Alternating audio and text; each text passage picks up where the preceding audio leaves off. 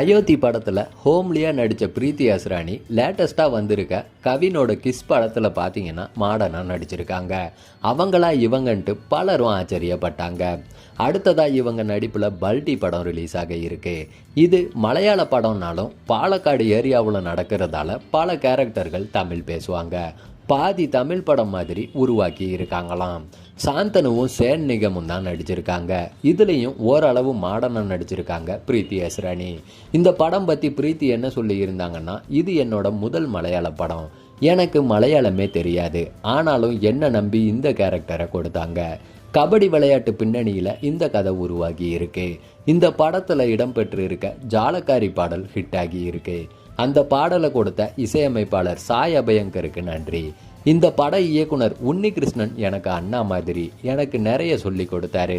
என் படங்களில் இது வித்தியாசமாக இருக்கும்னு சொல்லி இருக்காங்க. அடுத்ததாக எஸ்ஜே சூர்யா இயக்கி நடிக்கிற கில்லர் படத்தில் கவர்ச்சியாக நடிச்சிருக்காங்க பிரீத்தி அஸ்ரானி.